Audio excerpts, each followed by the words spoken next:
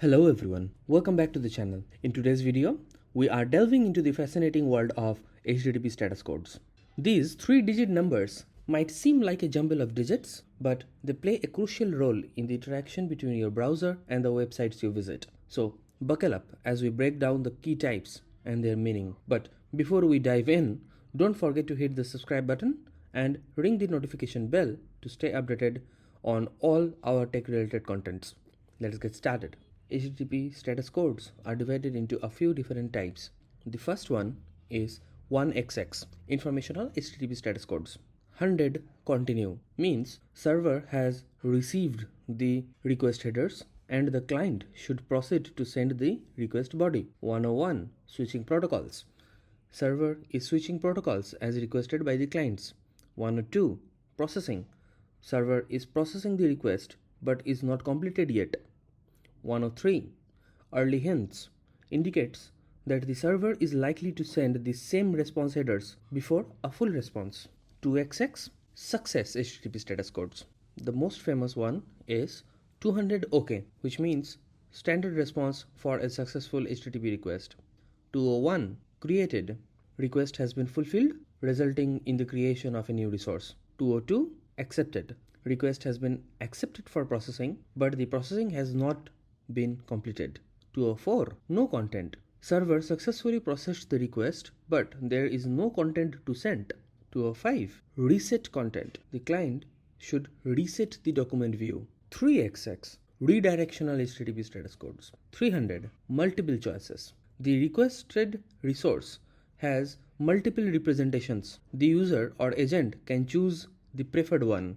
301 moved permanently, the requested resource has been permanently moved to a new location. 302 found, the requested resource resides temporarily under a different URI. 304 not modified indicates that the resource has not been modified since the version specified by the request headers. 307 temporary redirect, similar to 302, but the client should continue with its request. Now we are coming to 4XX, which is client error. 400 bad request, the server could not understand the request due to invalid syntax. 401 unauthorized, authentication is required and has failed or has not been provided. 403 forbidden, the server understood the request but it refuses to authorize it. 404 not found, the requested resource could not be found on the server. 414 request URI too long, the server is refusing to service the request because the request URI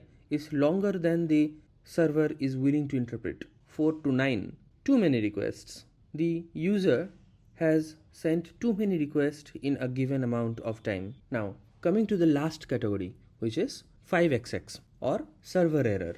500 internal server error, a generic error message returned when an unexpected condition was encountered by the server. 501 not implemented, the server does not support the functionality to fulfill the request. 502 bad gateway, the server, while acting as a gateway or proxy, received an invalid response from the upstream server. 503 service unavailable, the server is not ready to handle the request. Common causes are a server is undergoing maintenance or being overloaded.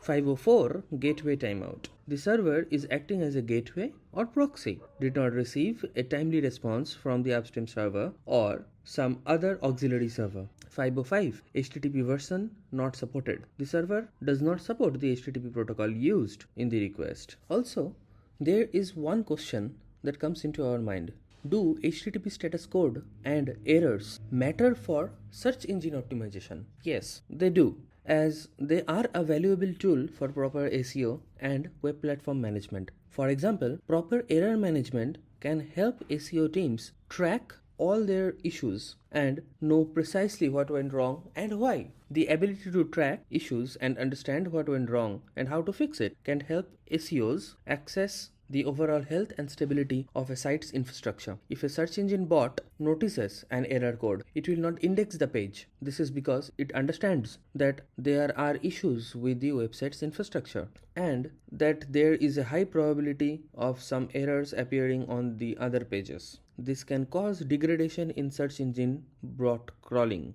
A search engine bot may lower its crawl rate as soon as HTTP status code's error is noticed. This is especially true for the 5xx class of HTTP status codes. In addition, a website's HTTP status codes can be used by search engines to determine how relevant your content is to their users' queries. Therefore, the better you manage your site's HTTP status codes and errors, the more relevant your content will appear in search results. For example, if you have an error message saying page not found 404, the users have tried to access a page that doesn't exist, which is considered the most common user experience issues on websites today. Suppose you do not have an error page set up for this type of errors and instead display some generic information about the requested page, such as this page doesn't exist. In that case, search engines can determine that this error message does not align with the user's expectations, which may negatively impact your site's ranking.